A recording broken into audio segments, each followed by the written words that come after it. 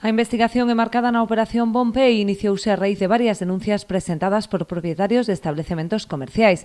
En todos eles, o agora detido utilizaba o mesmo modus operandi. Solicitaba unha tarxeta de pago PaySafeCard, un sistema baseado en códigos prepago con valores de entre 50 e 150 euros.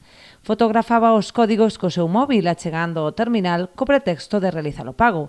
Sen embargo, a operación nunca chegaba a completarse. O autor dos feitos alegaba entón algún problema técnico e prometía aos comerciantes volver para realizar o pago en efectivo, algo que non sucedía. Cando estes tentaban anular a operación era imposible, posto que o saldo xa fora canxeado de xeito inmediato.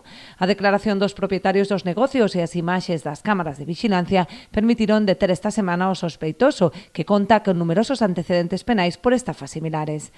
Mentres que o presunto autor xa pasou a disposición do xulgado de Ribeira, a Garda Civil mantén aberta a investigación ante a posibilidade de que existan novas vítimas que aínda non presentaran denuncia. Polo momento se lle atribúe a autoría dunha decena de estafas en estancos, gasolineiras, librerías e mesmo puntos de venda da Once, en concellos como Boiro, Rianxo ou Vilagarcía, entre outros.